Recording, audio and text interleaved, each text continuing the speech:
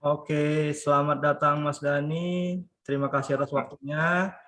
Ya, Jadi terima kasih. teman-teman yang nanti menonton video ini, dalam episode Cradle Core kali ini kita kedatangan Mas Dani Dakrisman ya Mas ya. Iya, betul. Ya, dia seorang freelancer, fokusnya di platform Upwork ya. Jadi remote worker juga, freelancer ya. Apapun yang kalian sebutlah istilahnya. Intinya beliau ini akan dan saya akan membicarakan terkait bagaimana bisa sukses. Kita nggak usah bicara angka, tapi yang penting kita bisa dapat income aja dari platform Upwork itu kayak gimana sih? Karena saya pribadi, saya udah join itu, saya nggak ingat sih, memang nggak terlalu aktif, tapi agak sulit ya bagi saya, masih beberapa kali ditolak dan sebagainya, makanya saya tertarik nih ketika ketemu dengan Mas Dani. Jadi kita langsung aja. Mas Dani mungkin bisa perkenalkan diri dulu, profesi dan sebagainya, mungkin lebih detail dibandingkan saya. Baik, terima kasih Mas Akbar ya. Ya. Perkenalkan, saya Dani Dakrisman, seorang freelancer saat ini. Saya mulai karir freelancer itu ketika kuliah, lebih tepatnya karena pada saat itu bisa dibilang kondisi ekonomi saya nggak bagus-bagus banget, terus orang tua juga nggak terlalu sanggup lah ya untuk bantu saya hal seperti itu. Jadinya saya cobalah untuk nyari-nyari freelance pertama kali. Itu pertama kali saya buat main di freelance project.id dulu. Dari sana freelancer yang cuma dibayar 10.000 per artikel dan itu cukup melelahkan. Terus baru saya pindah ke freelancer.com, tapi di sana saya nggak beruntung. Barulah saya pada akhirnya masuk ke Upwork. Nah, di Upwork inilah saya dapat beruntung banget, dapat klien-klien yang karena waktu itu Upwork juga masih kecil banget sih dibandingkan saat ini. Jadinya banyak banget potensi-potensi. Ya, masukin kemana aja tuh agak cukup gampang, meskipun tetap sulit juga. Karena pertama kali masuk Upwork saya 3 bulan pertama deh, yang pas banget fokus-fokusnya di Upwork, itu baru dapat kerjaan. Kapan saya udah coba segala macam trik yang saya dapetin di YouTube dan di orang-orang. Nah, setelah di Upwork barulah saya mulai fokus di tahun 2017 akhir, dan akhirnya bisa dapat status top rated freelancer dari Upwork sehingga saat ini. Sebenarnya kalau hitung saya pernah Upwork pertama kali itu karena dosen saya, dia bilang saya kalau mau nyari kerjaan online di Upwork aja, karena dia kebetulan top rated juga di sana udah. Dan karena waktu itu sih saya namanya saya sambil kerja sambil kuliah juga sebelumnya. Saya bikin angkringan di Jogja. Nah, terus saya bingung nih apa kemampuan skill pertama saya di Upwork. Karena kalau ngomongin desain, saya bisa desain, cuman nggak proper banget lah. Karena masih ngambil comot-comot, misalkan kayak dari Canva, kalau zaman sekarang, kalau zaman dulu kan ada Civic tuh. Nah, terus barulah saya ketemu proyek pertama itu bikin copywriting, Mas. Bikin copywriting caption SMS. Kayak misalkan Mas kalau ke mall, itu ada kan masuk misalkan dari, boleh nyebut brand nggak nih? Iya, ya. Boleh aja. Ya kayak Burger King lah. Burger King kalau misalnya kita lewat, kan ada diskon promo 20% kalau misalkan menggunakan pesan tersebut. Nah, seperti itu. Itu proyek pertama saya di Upwork. Padahal background kuliahnya IT. Oke. Jadi saya ya, satu hal yang saya pelajari pertama ini berarti apa ya, semangat kerjanya Mas Dani ini luar biasa ya. Ada orang tipenya ya dia memang, aku kan kuliah IT, maunya ya IT aja. Ini yang penting itu cash flow ya, Mas Dani ya. Ya betul. Yang penting bisa aja dulu, tembus aja dulu. Iya. Itu menarik. Berarti konsep awalnya itu dulu. Nah, oke. Sekarang kita udah tahu latar belakangnya. Nah, kemudian kalau sekarang di Upwork itu lebih fokusnya di bidang apa? Sekarang kalau saat ini saya lagi fokusnya di bidang UI UX, Mas. Nah, UI UX ini kayak memang bidang yang bakal ditekuni seterusnya atau kayak tadi yang penting cash flow atau sementara atau bagaimana sebenarnya? Kalau untuk jangka panjangnya sih ini mau jadi salah satu tempat saya akan mencari pendapatan tetap sampai nanti, Mas ya. Karena sih kalau misalkan ngomongin cita-cita ya, karena saya masih umur ini juga nih, saya sebenarnya pengennya jadi project manager, tapi karena untuk tahap ke sana masih banyak yang harus dilaluin, dan sebagai individu juga kita kan selalu baca kalau misalkan orang itu juga nggak boleh berfokus sama satu bidang aja. Ya kalau bisa ada bidang lain juga yang bisa menghidupi bidang tersebut. Nah seperti itu sih maksud saya. Jadi pertama saya mau fokus di UI UX, kalau misalkan cita-cita biarkan berjalan juga. Oke.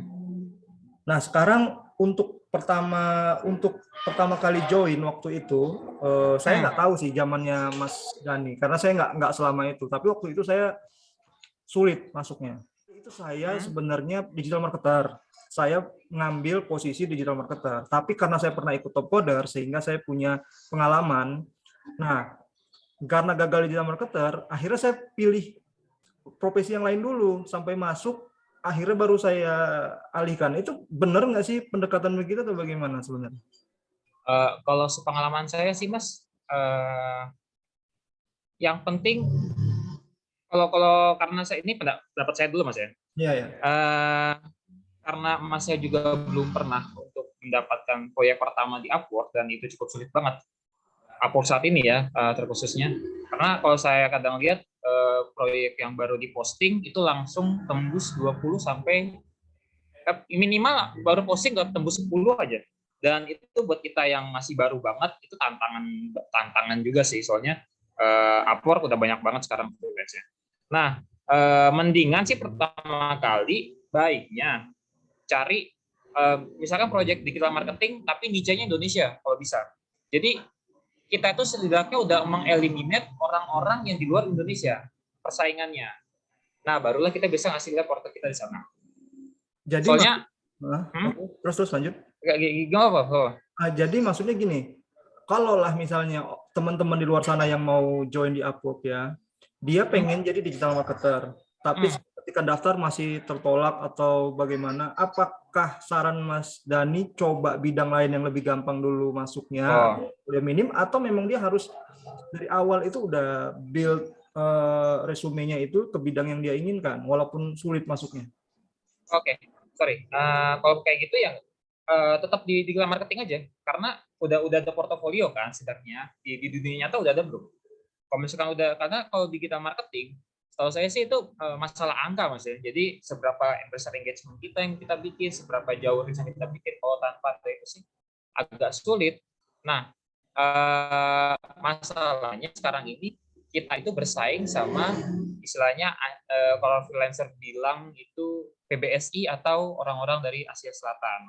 Mereka itu berani untuk mengasih harga yang murah banget dengan pencapaian mereka yang lebih tinggi. Nah, kita tuh berani nggak di sana? Karena ya itu menurut saya sih tantangan kita freelance Indonesia, khususnya kalau misalkan mau masuk digital marketing, karena kayak sempat juga belajar digital marketing waktu COVID, mau ngembangin ke sana.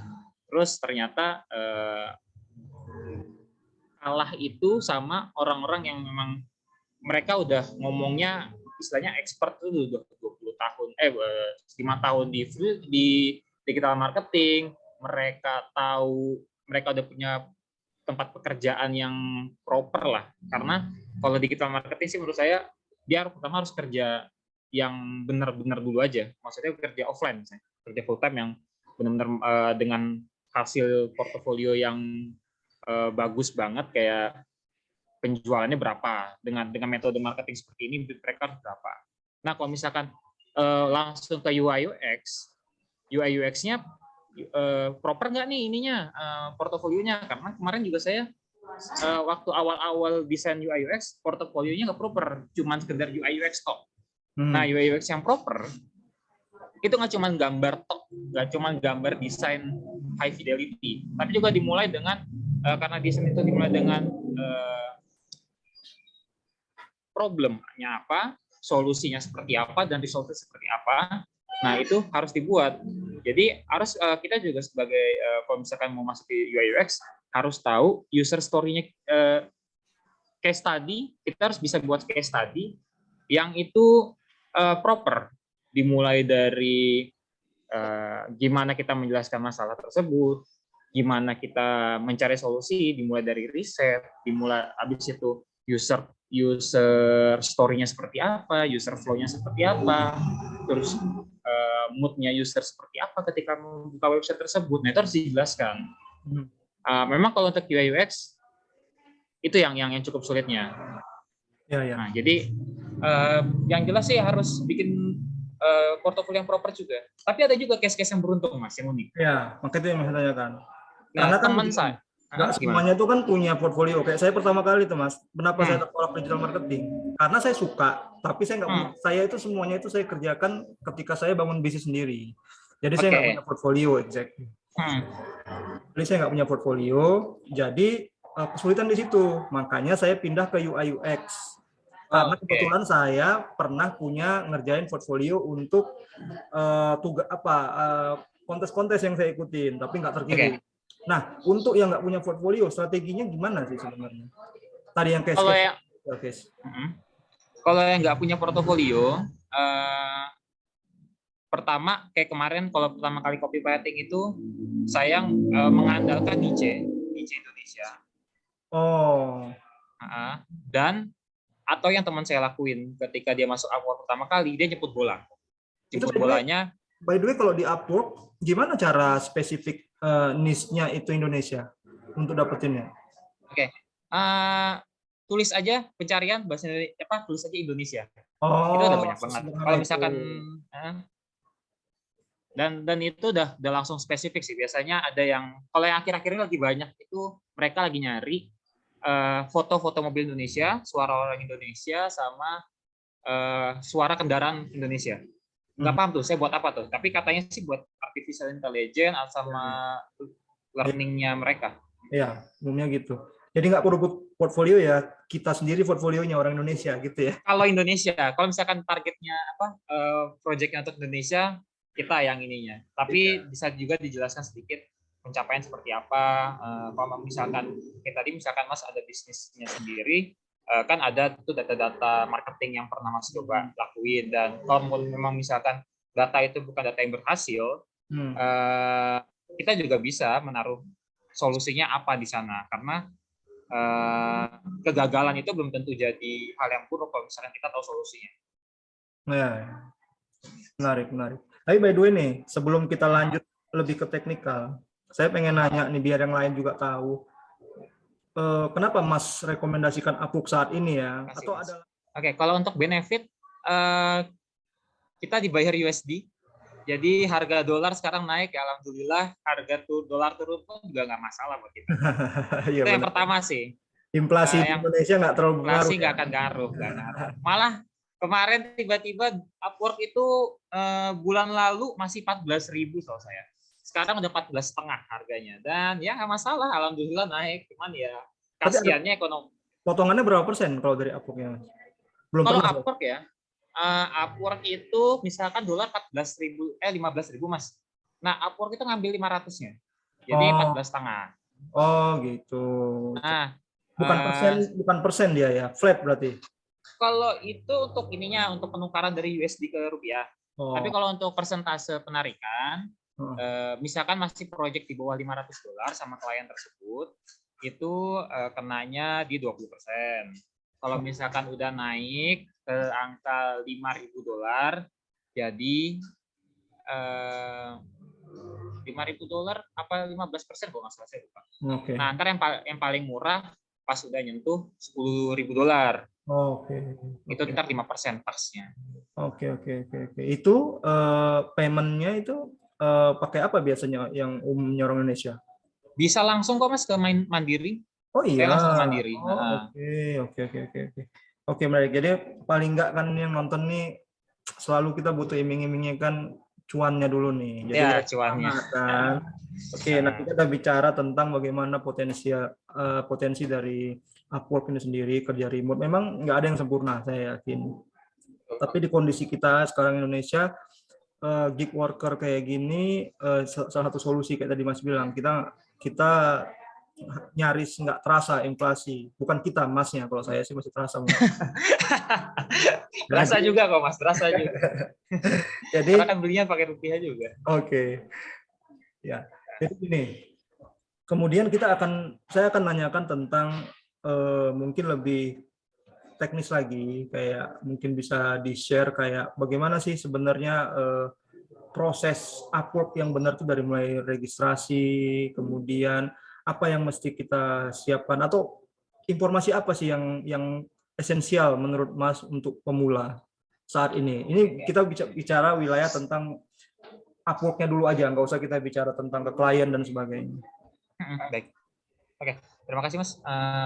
Kalau untuk pendaftaran ya, yang jelas kadang saya bingung juga nih. Pendaftaran kakak saya ketolak beberapa kali. Nah, kemarin Iya. teman saya baru banget nih daftar. Dia skill-nya itu istilahnya ya cuman sekedar bisa desain kok, tapi yang nggak master banget. Dan langsung keterima. Nah, ini mungkin Upwork mungkin ada sistem close open door gitu ya, mungkin ya, close registration atau open registration. Nah, itu yang cukup saya bingung juga kadang. Tapi sih untuk standarnya sih ya personal information ya, personal information, teman-teman nyiapin portofolio, kasih tahu yang jelas teman-teman itu namanya siapa, fokus niche-nya kemana, terus teman-teman itu kasih tahu work history-nya, sekolahnya di mana, itu kadang ditanyain juga, tapi ya nggak terlalu mempermasalah sih orang. Kalau mau lulus SMA ya nggak apa-apa, SMA mau lulus kuliah juga nggak masalah. Terus kasih tahu juga sertifikasi teman-teman pernah ikutin juga perlu untuk pendaftaran, karena kita harus 100% profile. Itu aja sih. Kalau misalkan mau lihat, ini boleh share screen? Boleh. Karena gini juga Mas, kemarin saya kan, karena tertolak terus itu, berapa kali saya tertolak. Akhirnya saya baca-baca, ada yang ngasih tips, ada beberapa bidang yang memang dia itu udah over capacity, overcrowded, udah crowded banget, jadi lebih selektif. Tapi kayak misalnya kayak virtual assistant tuh kalau nggak salah udah banyak banget. Oh iya. Virtual assistant itu banyak banget. Jadi kita harus bisa nyari bidang-bidang tertentu yang dia memang ibaratnya itu kuotanya itu masih lebih sedikit. Nah, kita pilih di situ. Cuma pertanyaannya, tadi kayak Mas bilang, gimana kita bikin profil kita, portfolio itu ada nggak? Kebetulan saya di UI UX masih kayaknya skopnya lebih kecil dibandingkan di digital marketing waktu itu. Sehingga dengan 1-2 desain yang ya menurut saya sih nggak terlalu bagus banget, tapi ya cukup lah. Akhirnya saya berhasil masuk gitu. Nah, nggak tahu itu benar atau enggak sih. Cuma bisa jadi penyebab salah satunya kita tertolak itu ya Mas ya.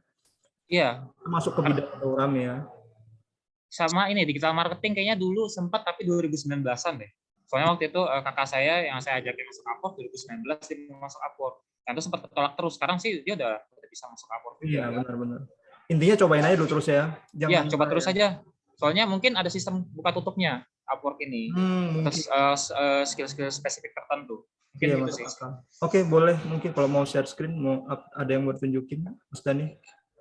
Oke. Profile. Mau ngasih lihat profile aja sih, maksudnya apa aja mungkin data-data yang perlu disiapin teman-teman.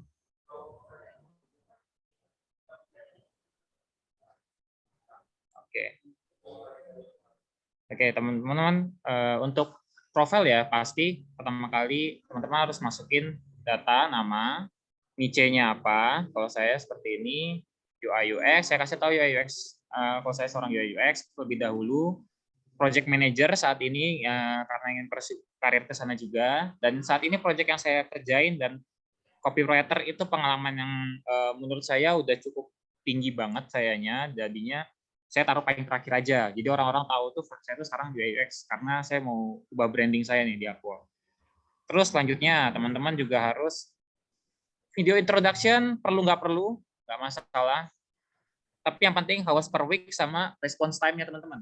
Karena kalau misalkan response time saya di atas 24 jam, klien juga malas.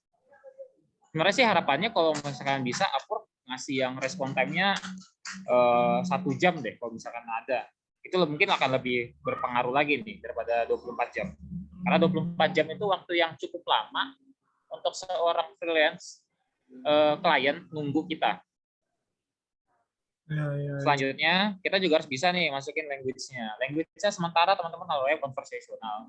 Kan kita juga jarang banget sih untuk seorang freelance itu kita speaking itu jarang. Kecuali kadang sih tiba-tiba ada aja yang ngajakin Zoom call klien itu.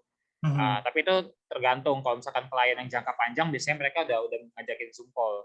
Tapi kalau misalkan klien-klien yang masih ya kerjaan-kerjaan sederhana, mereka nggak ini. Terus bahasa Indonesia kasih tahu juga kalau misalkan kita bisa bahasa Indonesia. Kalau misalkan kita mau fokus niche-nya Indonesia nih, misalkan nyari-nyari yang kayak tadi saya bilang tuh, Mas. Nah, terus verifikasi data. Ntar kita juga masukin verifikasi data. Teman-teman nyiapin KTP sama Paspor. buku tabungan. Oh, buku tabungan. Ya, buku tabungan. Karena kalau misalkan buku tabungan kita nggak sama KTP, sama nama yang ada di profil Upwork kita, itu nggak akan bisa ketarik, nggak bisa WD kita. Itu. Saya pernah sampai 1 bulan karena saya nggak tahu permasalahan di mana, baru saya tanyain ke custom CS-nya, katanya karena saya nggak sesuai, jadi harus ubah lagi. Jadi namanya nggak boleh gaya-gayaan ya? Nggak boleh, harus sama nama yang KYC banget. Nah ya. makanya ntar di dalamnya ada lagi, ini freelancernya udah verifikasi ID nih, jadi beneran orang ini namanya. Terakhir ya standar sih, ini masukin edukasi, tapi ini opsional yang wajib sih sebenarnya, karena untuk 100% profile, kalau misalkan kita nggak 100% profile, kayaknya juga nggak akan bisa submit kerjaan di Upwork jatuhnya gitu. Nah, kalau yang associate with ini cuma agency, saya cuma bikin iseng-iseng sih sama teman-teman, karena teman-teman ada yang belum kerja, saya ajakin aja kita bikin agency, kita ngerjain desain bareng, UI UX bareng. Jadi kalau lihat tadi yang itu fast response-nya itu harus ditampilkan juga itu ya, yang di atas kayak jam 5 sampai jam 12 GMT plus 7. Iya, kalau ini zaman dulu sih Mas, Upwork itu masih belum ada sistem yang ngasih tahu si klien ini orang mana. Dia ngasih tahu saya orang Indonesia, tapi dia nggak ngasih tahu perbedaan waktunya. Oh gitu. Jadinya cuma dikasih tahu GMT plus GMT 0. Jadi waktunya kalau nggak salah kalau GMT 0 Pacific Standard Time deh.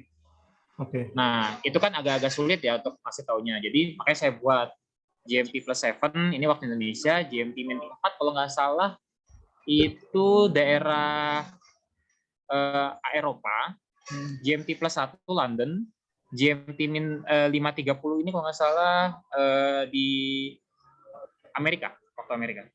Tapi sekarang udah nggak perlu lagi kita setup kayak gini? Udah nggak perlu sih, cuman karena masih kebiasaan saya taruh aja, tinggalin.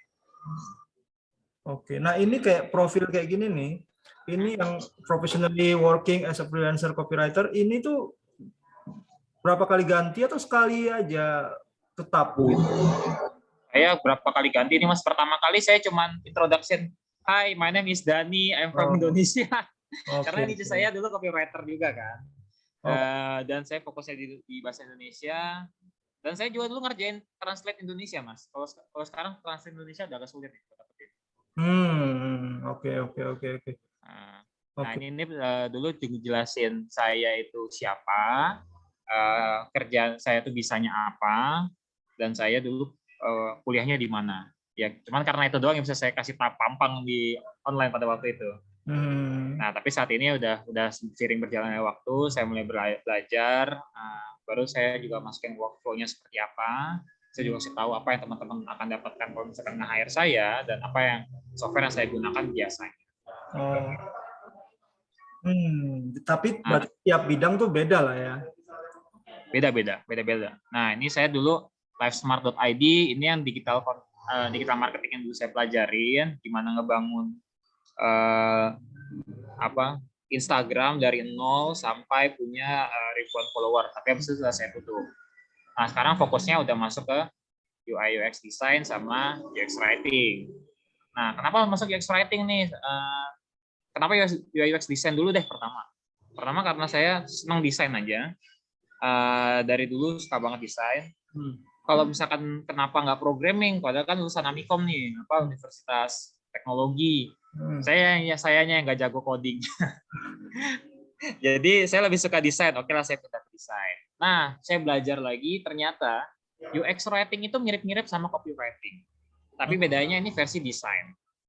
Maka saya masuk ke UX writing juga. Dan jadinya nggak terlalu beda jauh lah apa yang saya ada di Upwork, yang saya alami selama 4 tahun lebih di Upwork, dan apa yang mau saya fokusin saat ini seperti itu.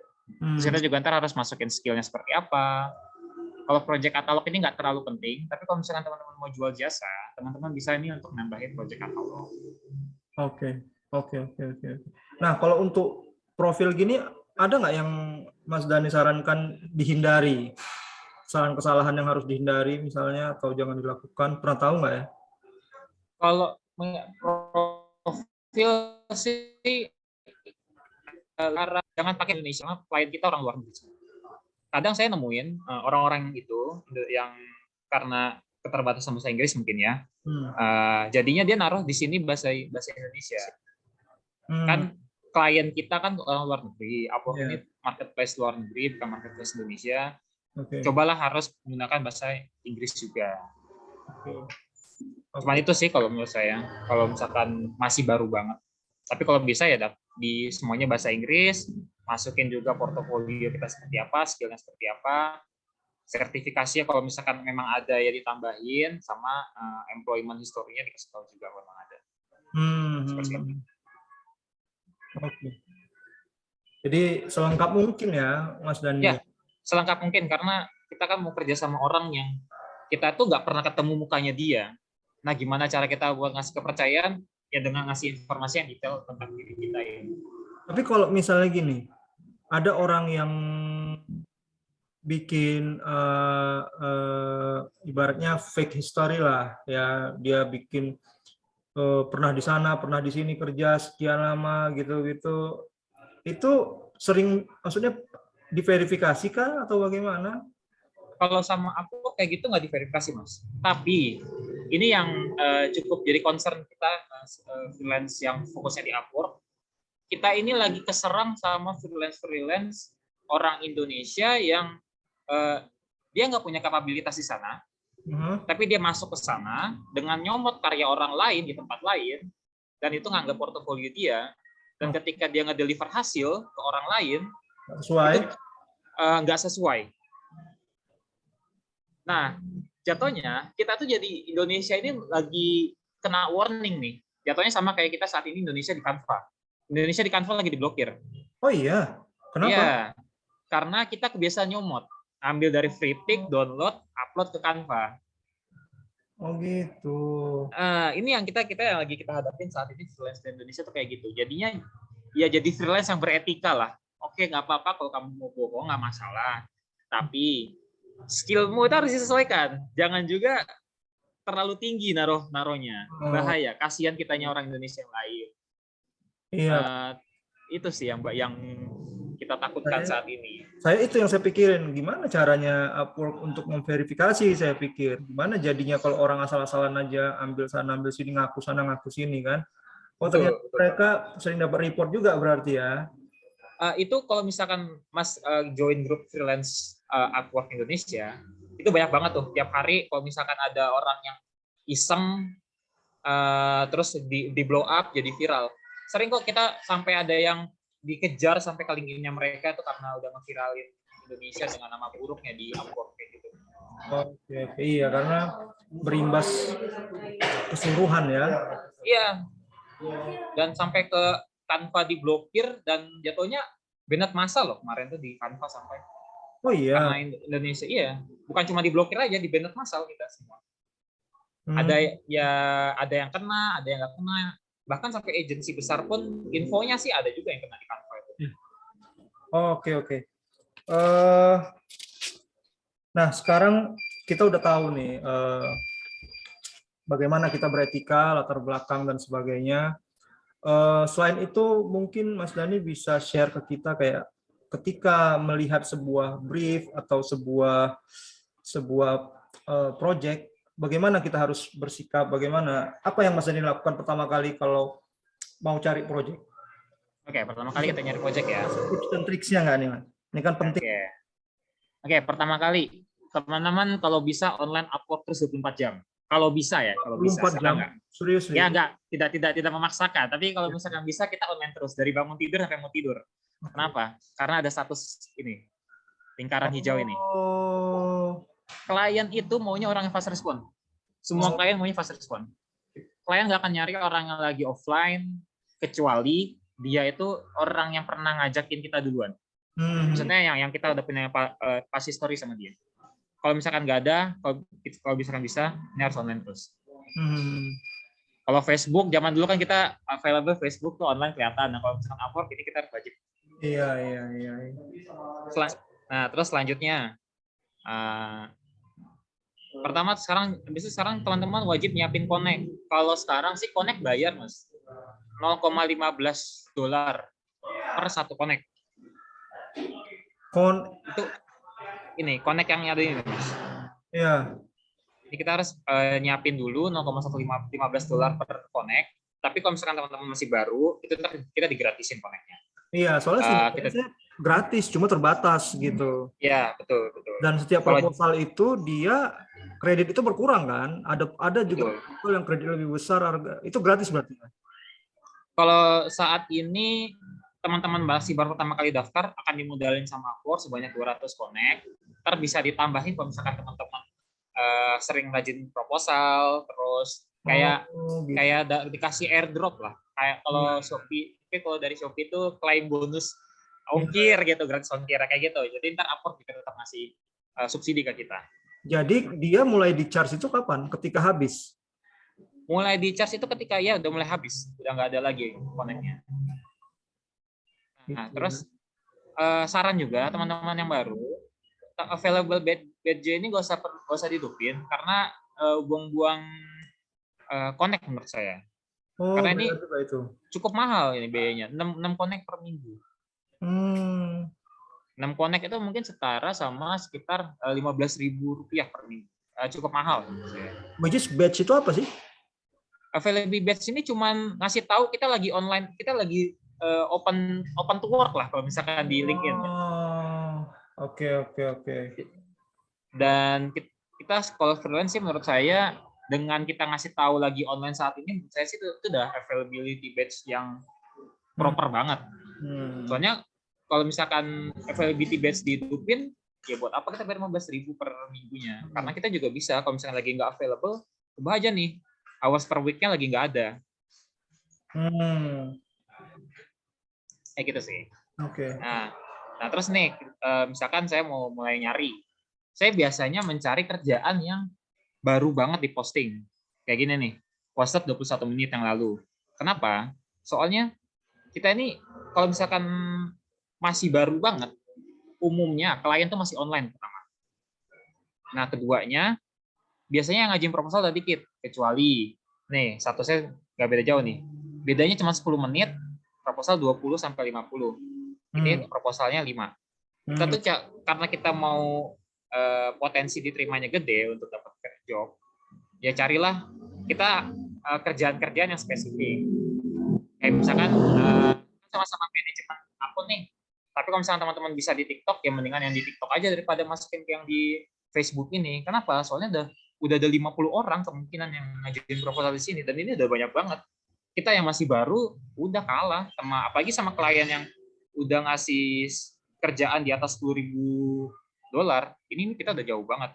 Jadi mendingan kita cari yang menyesuaikan diri lah kita sebagai seorang freelancer juga. Ya istilahnya kalau misalkan kita nyari kerja, jangan langsung yang senior levelnya. Carilah level-level yang masih entry, kliennya juga masih baru banget. Kalau ini sih mungkin teman-teman misalkan ada yang jago manage akun TikTok, saya sih bakal masukin ke sini nih. Karena pertama kliennya masih baru banget, dia masih nggak tahu apa-apa masalah Upwork nih. Terus selanjutnya proposalnya juga masih dikit, masih 5. Padahal udah 20 menit yang lalu. Berarti ini kemungkinan akun jenis pekerjaan yang punya niche spesifik dan itu punya potensi untuk diterima. Atau misalkan teman-teman tulis aja cari kerjaan Indonesia. Nah, kerjaan Indonesia ini ada banyak banget. Nih, 20 jam yang lalu. Tapi Indonesianya kadang nih cuman dia menyampaikan nggak detail. Maksudnya itu nggak detailnya, dia cuma ngasih tahu, misalkan ini kita baca responsibility, marketing, advertising, measuring. Nah, Indonesianya bagaimana nih?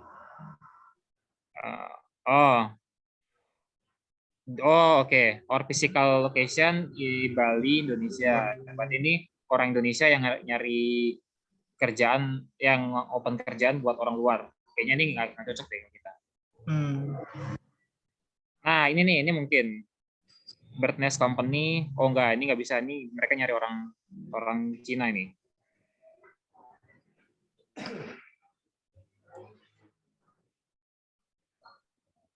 Nah, ini mungkin bisa nih teman-teman kalau misalkan masih baru banget.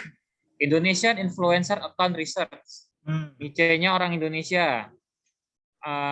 Dan yang dibutuhin influencer orang Indonesia buat di riset. Ya ini mah kita orang Indonesia pasti tahu siapa aja influencernya tuh. Tinggal kita nyari nama-namanya aja, siapa yang influencer yang bisa kita cocokin sama kemauan dari freelancer tersebut, dari klien tersebut. Bedanya mungkin teman-teman harus bisa ngasih tahu nih recent experience seperti apa. Nah, untuk tipe job kayak gini nih, saya pengen nanya nih. Kita nyari Indonesia, tapi kita belum pernah ngerjain kayak gini. Kalau menurut Mas Dhani, biasanya Mas Dhani ini Mas Dhani ambil aja, atau Mas Dhani, ini bukan bidang saya nih. Terus kalau gimana solusinya? Dan kalau diambil, bagaimana strateginya? Oke. Kalau misalkan mau ngambil, kasihlah keyakinan bahwa memang kita berpengalaman di bidang tersebut. Kayak tadi salah satunya, kalau misalkan di UI UX, buatlah use case study. Kalau misalkan di digital marketing, buatlah pengalaman yang pernah dilakuin. Mungkin kalau misalkan teman-teman pernah nge-handle akun himpunan, kasih tahu aja growth-nya berapa dari pertama kali teman-teman bikin megang itu akun sosial medianya. Atau kalau misalkan kayak ini research, ya kita bisa kasih tahu memang saya belum pernah punya pengalaman di bidang tersebut, tetapi saya tahu saya perlu tahu siapa yang Anda target biar saya bisa mencarikan influencer yang cocok untuk niche yang kamu butuhkan. Mungkin sih itu bisa sangat membantu banget. Meski kalau misalkan tadi dia bilang saya perlu pengalaman kamu untuk ngelakuin hal tersebut, ya kita nggak ada pengalaman. Tapi kalau misalkan kita dimintain tolong untuk nyari siapa yang kita bisa nge-assist dia lebih proper, itu bisa akan kita ditarik buat jadi gabung di proyek dia sih, seperti itu. Oke, pertanyaan saya gini Mas. Jadi ini pengalamannya Mas Dhani nih. Jika ada project, yang pertama, yang hierarki cara Mas Dhani cari project itu gimana? Cari project yang sesuai dengan top rate-nya bidangnya Mas Dhani, portfolio, atau cari project yang proposalnya masih dikit dan masih baru di-up oleh si klien, atau cari project dengan pencarian level sesuai kita. Misalnya saya fokus ke entry level, saya fokus ke intermediate, saya fokus ke expert. Maksudnya kriteria kalau Mas Dhani itu tipe cari mana prioritas duluan yang dilakukan dibandingkan tipe tadi. Kalau saya fokusnya pertama ke bidangnya dulu.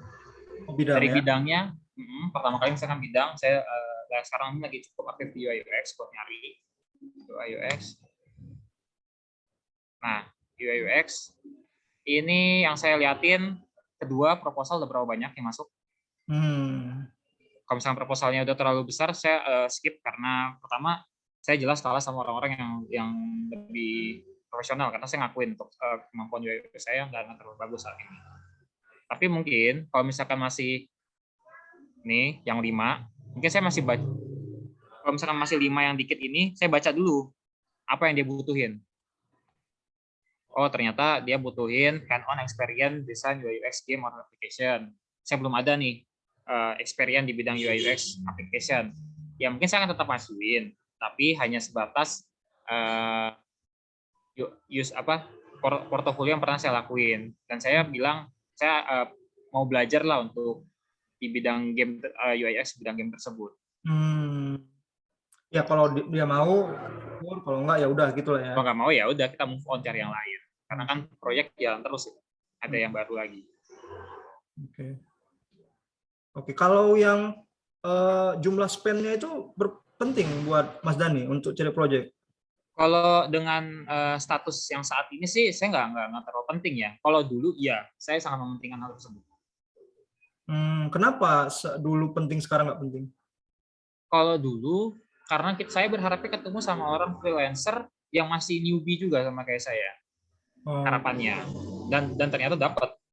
Kebetulan freelance yang pertama kali itu dia masih belum payment verify-nya masih belum sama sekali. Jadi benar-benar akun baru yang lagi butuh orang buat bantuin dia di proyek bikin SMS bahasa Indonesia.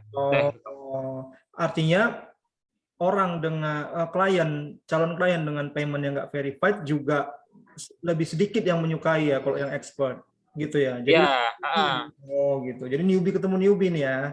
Newbie ketemu newbie. Nah, beruntungnya di situ tuh saya pertama kali dapat kerjaan pertama. Oh gitu. Oke. Oke sih. Terus ada hal lain yang kita perlu pertimbangkan ketika melihat klien kalau dari Mas Dani sendiri? Nah, kalau klien hindari klien-klien dari PBSI kalau orang-orang bilang. Tapi kalau menurut saya sih itu PBSI ini boleh nyebut negara nggak sih? Soalnya nggak masalah ya. Pokoknya negara-negara Asia Selatan lah, kita paham lah ya. Asia Selatan, ya. Kalau misalnya teman-teman buka Wikipedia, Asia Selatan itu ada kelihatan semua negaranya di mana. Bukan Asia Tenggara loh ya, Asia Selatan. Iya. Oke. Nah, itu mereka penguasa sih jumlahnya kayaknya. Pertama, mereka penguasa. Terus kedua, karena secara ekonomi kita itu di atasnya mereka. Mereka kalau misalkan kita ngajuin kerjaan ke mereka, mereka maunya dibayarnya murah. Pertama. Saya pernah lama dapat klien di Asia Selatan, orang Asia Selatan. Kalau untuk yang UI UX ngasihnya murah, minta kerjaannya, minta apa sih istilahnya kalau misalkan minta servisnya banyak. Pertama dia maunya buatin UI UX, oke dia dibuatin. Tapi dia maunya original icon, yang dimana tuh original icon ya susah kita buatnya, yang baru banget. Terus maunya lagi harus kayak gini, dan itu jatuhnya di luar brief lah ya. Iya, di luar brief, dan kita dibayar $5 untuk kerjaan-kerjaan yang gede banget. Itu sebenarnya itu kalau misalkan sama icon, kalau misalkan teman-teman buka orang jasa icon, itu mereka satu iconnya maunya dibayar $5 satu icon yang original, yang proper. Nah, ini kita harus buat desain yang baru banget sesuai dengan kemauan mereka, dan itu $5 nggak sesuai lah sama effort yang udah kita keluarin. Nah, itu yang jadi kalau misalkan kita kerja sama orang-orang di Asia Selatan seperti itu, dibayarnya murah, effortnya harus gede. Oke. Nah, terus kalau misalnya nih Mas, contoh lah, kita cari nih. Contoh Mas Dani pilih lah. Udah nemu yang Mas Dani sukai sesuai kriteria Mas Dani, bagaimana langkah selanjutnya? Oke, pertama tetap aja kayak ya ngajuin proposal langsung, kasih tahu, biasanya saya ngasih tahu. Boleh tunjukin nggak Mas biasanya? Oke, misalkan kayak gini ya. Kayak proposal as a freelancer, dia request-nya berapa itu? Pertama saya lihat. Oh, ini dia nggak ngasih tahu request-nya berapa. Tapi kalau misalkan dia kadang ada juga yang ngasih tahu dia mau bayar itu sekitar range 15 sampai 20. Nah, karena saya ini masih rate di $7, saya tetap ngajuin itu $7. Nggak masalah. Hitung-hitung ya pengalaman. Lagi pula $7 di Indonesia udah gede banget loh kerja. Berarti dapatnya itu 560 ya?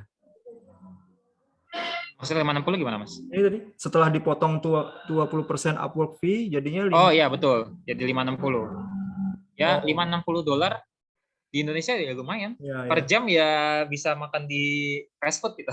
Artinya $7 itu si klien bayar, tapi kita tuh dapatnya 560 ya. Betul, karena Upwork ngambil 20% yang biaya layanan mereka. Oke, terus selanjutnya kita masuk ke cover letter. Cover letter paling saya standar, cuma kenalan. Hi, my name is Dani Prisman. I'm a UI UX designer. I've been working for 3 years, misalkan teman-teman udah ada pengalaman di sana, For more Sebenarnya apa yang detail, disampaikan di cover letter ini sebenarnya? jadi cover Idealnya. letter ini lebih ke arah kayak misalkan teman-teman nyari kerjaan, kan kita ngajuin cover letter juga tuh, kita ngasih tahu background kita seperti apa, apa pengalaman kita. Tapi ini lebih ringkas saja karena kita kan freelance. Cukup Ringkas kasih itu tahu. seberapa kira-kira ringkas? Ya, biasanya saya cuma kasih tahu nama saya, siapa saya, berapa lama saya kerja di bidang sana. Terus saya juga kasih tahu saya pernah bekerja mengerjakan proyek A, B, C. Untuk lebih detail silakan lihat di attachment. Karena kan kita bisa masukin attachment sini. Dia lebih panjang justru lebih nggak lebih bagus. Lebih detail kita jelasin. Karena kita nih kerjaan freelance yang istilahnya ada ratusan orang juga yang ngajuin pekerjaan di sini. Dan yang penting itu sih menurut saya siapa kita, apa yang kita lakuin, apa hasilnya kita. Karena kan kayak proyek kayak ginian kan misalkan klien itu nggak suka sama kita, pada akhirnya misalkan suatu saat nanti kerja kita nggak sesuai sama mereka, terus kita maunya di stop, ya udah kita bisa langsung di stop sama mereka tanpa perlu ribet, mereka tinggal nyari orang baru lagi, paling mereka cuma rugi waktu sama rugi biaya. Jadi yang penting detailnya aja, teman-teman ngasih taunya siapa, apa yang kamu kerjain, dan apa hasil yang kamu kerjain. Oke. Tapi kalau tadi ya terkait yang bilang memang saya belum pernah bekerja di bidang ini, di sini juga nyantumin ya. Kalau tadi yang memang benar-benar baru. Ya, tetap di sini juga. Oke. Ini form sama semua setiap klien kah atau beda-beda? Yang pasti ada cover letter, dan sisanya yang what past job ini itu optional, dan yang which ini termasuk optional juga. Sebagai klien kita bisa nambahin ini. Nah, sekarang juga ada ini boosting proposal. Jadi kalau misalkan teman-teman mau ada di paling atas nih ketika sampai proposal ke klien, nah itu bisa dengan nambahin connect, tapi nambah biaya lagi. Ini kita bayar 10 connect $1,5 alias 20.000. Nah, teman-teman juga harus memikirkan seberapa BEP-nya produk ini sama apa yang teman-teman kerjain aja.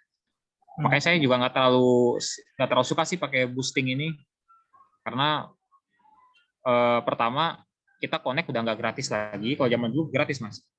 Gratis dan selalu di refill sama Upwork. Tapi sekarang udah nggak di refill nih sama Upwork. Jadi mau nggak mau ya kita hemat dan sesuai tepat target aja. Siapa yang bakal kita dapetin orangnya. Jadi habis itu submit proposal ya. Umumnya terus baru proposal. Ya. Umumnya dia bagaimana respon selanjutnya? Apakah kita stuck kan gini nih, Mas. Misalnya ada project ini, kita tahu kapasitas yang kita butuhkan untuk ngerjain project ini 1 hari sekian jam. Oke. Tapi kan juga ketika setelah kita submit proposal kan kita nggak langsung tahu kita diterima atau enggak. Benar nggak? Nah, apakah kalau Mas cari lagi atau nunggu dulu ada jawaban baru cari yang lain? Move on, kita langsung cari lagi. Tapi kalau tiba-tiba misalnya nyari lagi, apply di 6 project, 6-6-nya dapat, apa yang Mas lakuin? Walaupun mungkin jarang lah tiba-tiba ya. Itu case yang sangat jarang banget ya. Tapi kalau misalkan itu kejadian sama saya, karena saat ini saya lagi, kalau untuk proyek jangka panjang di Upwork itu selalu ready, panjang yang ada juga. Jangka panjangnya ini saya udah 3 tahun di klien yang sama. Di klien yang sama udah 3 tahun. Oke, dan itu masih sama Upwork atau udah direct? Masih pakai Upwork. Oh gitu, kenapa? Ya memang NDA-nya seperti itu sih. Oh, memang ada persyaratan. Ya, oke. Ya, oh ya, ini saya kasih tahu juga teman-teman nih. Suatu nanti kalau misalnya teman-teman dapat kerjaan jangka panjang, pasti akan ada NDA atau enggak dosis jangka panjang. Proyek-proyek yang itu bersifat rahasia sama perusahaan, teman-teman akan diwajibkan untuk mengisi NDA. NDA itu semacam kalau misalkan belum pernah, itu kontrak kerjasama antara kita sama klien yang nggak boleh dilanggar. Kalau misalkan kita dilanggar, kita bisa dituntut di sana. Ya, oke. Iya, jadi kalau selanjutnya tadi lanjut Mas. Sorry salah potong. Setelah kalau misalnya kejadian lah yang kayak tadi saya senariokan. Apa yang terjadi? Oke. Kalau yang tadi mungkin saya bakal nyari orang tambahan yang akan kerja di bawah saya. Ya, kayak saat ini makanya awalnya saya fokusnya kan di copywriting, mas copywriting sama kerjaan yang full time dari Upwork. Nah, terus saya mulai fokus di UI UX. Nah, ternyata workload saya itu udah gede banget dengan 3 kerjaan tersebut. Kadang saya ngerjain copywriting, kadang saya ngerjain yang quality assurance, tambah UI UX juga. Carilah saya teman yang bisa di UI UX buat bantu saya di bidang tersebut. Makanya karena saya belajar di, oh ternyata ini kerjaannya project manager nih, kan berarti ini potensi saya untuk bisa masuk ke sana juga. Makanya dimasukin ke profil saya seorang project manager juga. Jadi kita itu nggak tapi bisa kan, maksudnya dapat 6 nih, Bisa, nggak dapat orang, nggak bisa. cancel aja Bisa. projectnya gitu. Itu mungkin nggak? Ya kalau kita nge-reject offer bisa, kita reject offer bisa. Tapi dia udah. Dan kalau misalkan kadang saya juga dapat ini mas kondisinya. Saya lagi padat misalkan ini kondisi kayak kemarin kan kita di luar nih, dia minta hari ini.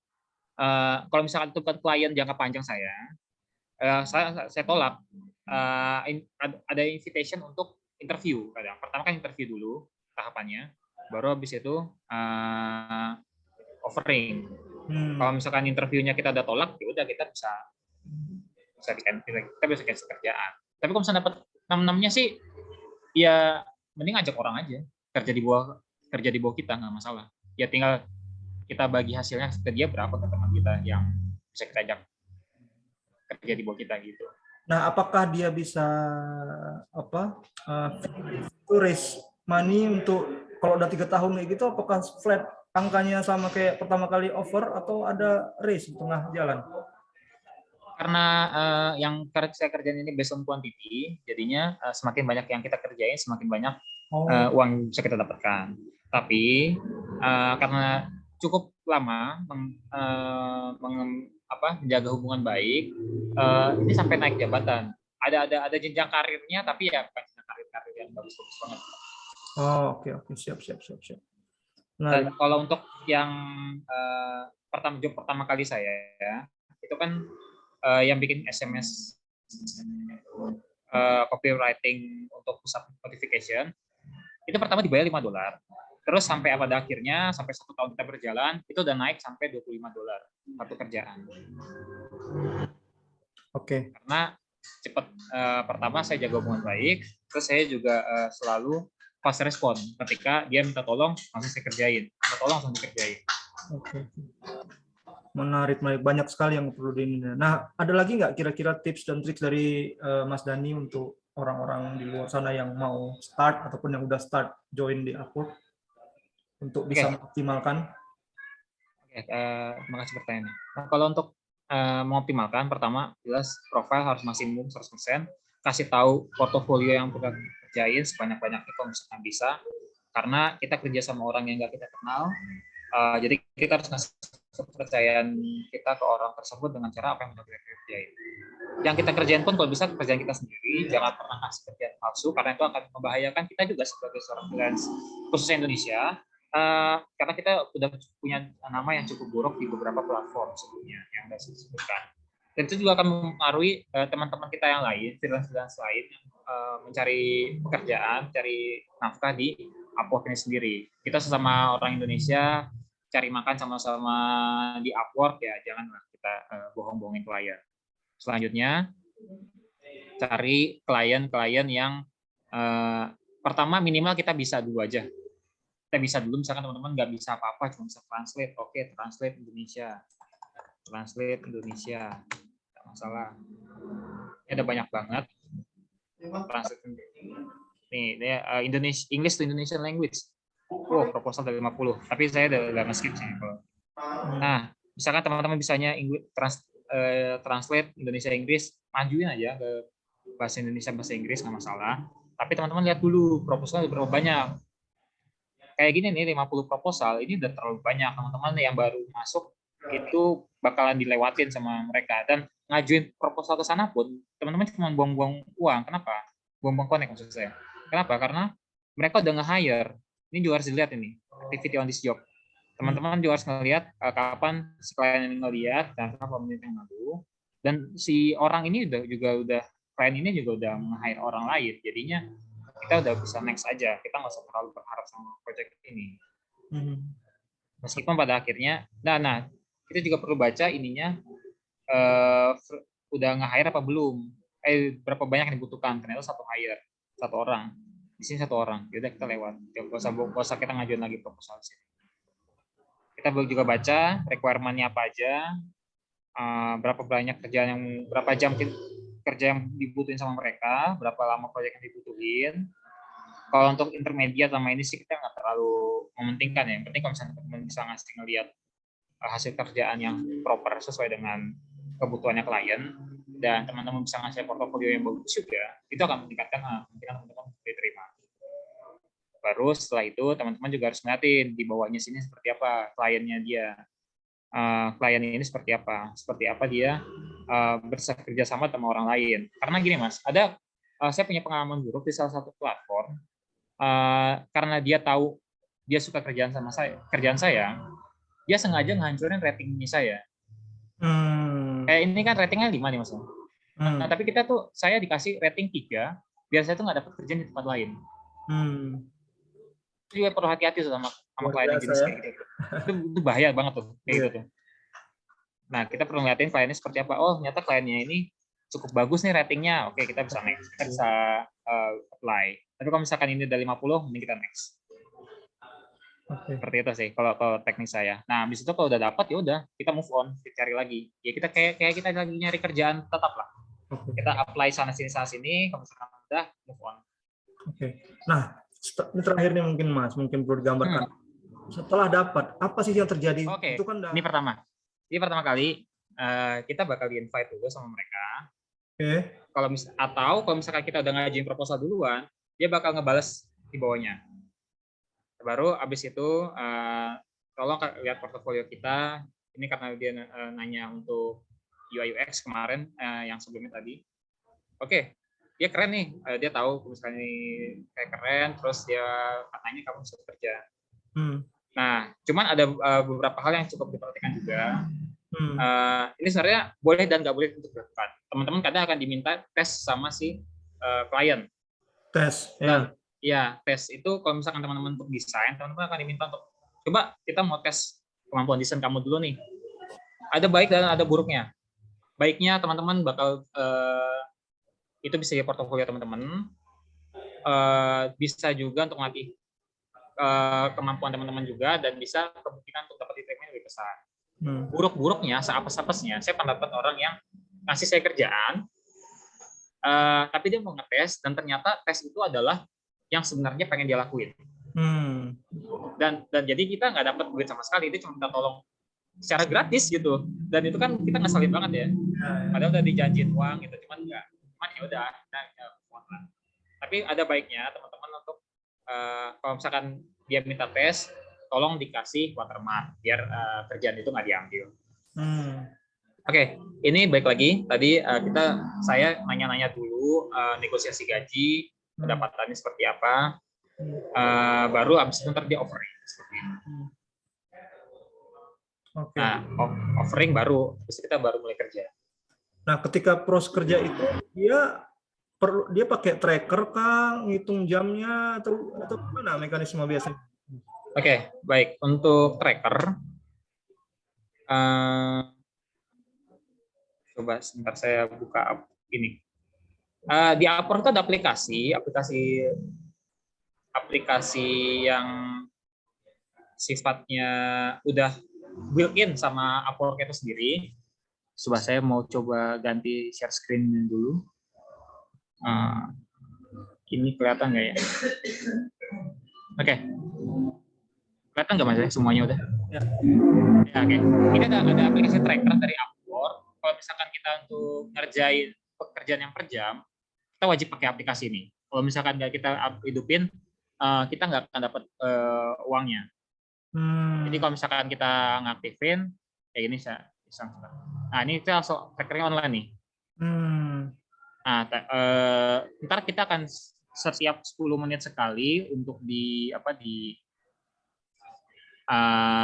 screen capture sama Upwork-nya secara random waktunya, kita nggak akan tahu. Karena takutnya kan kita cuma aktifin doang, tapi kita cuma buka Instagram, buka Facebook, jatuhnya kan ya itu pertanggungjawabannya kita untuk yang kerja-kerja. Tapi kalau misalkan pekerjaannya untuk base project kayak gini, misalkan nih, graphic design, estimated budgetnya $3.000.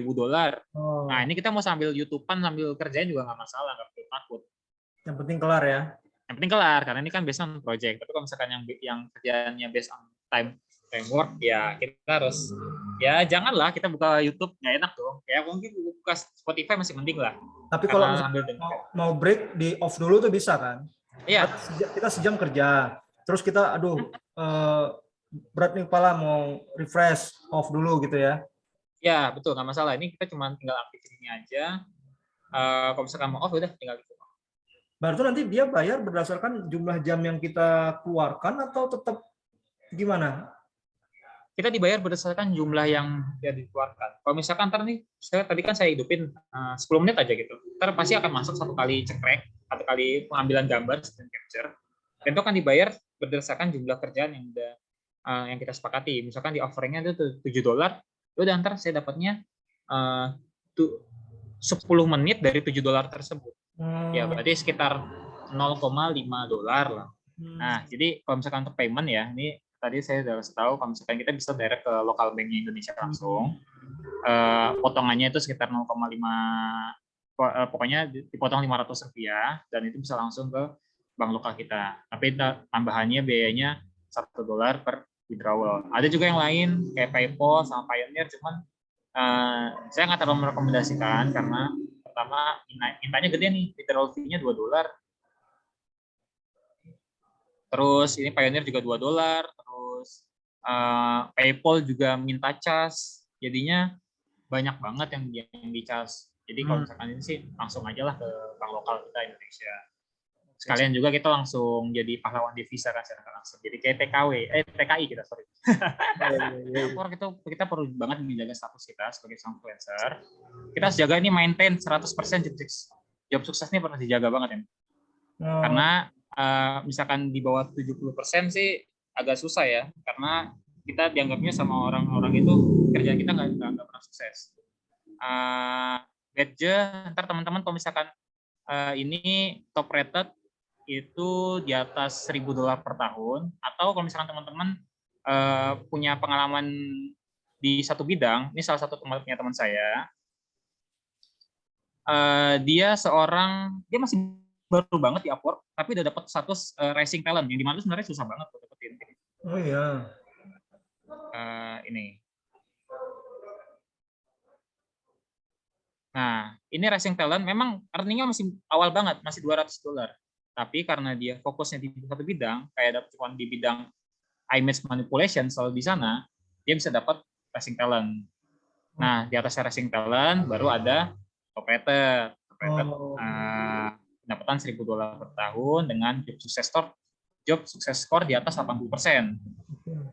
Okay. Itu harus di-maintain selama 16 minggu. Nah, untuk yang paling tinggi itu ada top rated plus, itu pendapatan di atas $10 di atas 12 bulan. Nah, yang perlu dijaga banget, kita perlu selalu respon di bawah 24 jam. Ini yang perlu dijaga.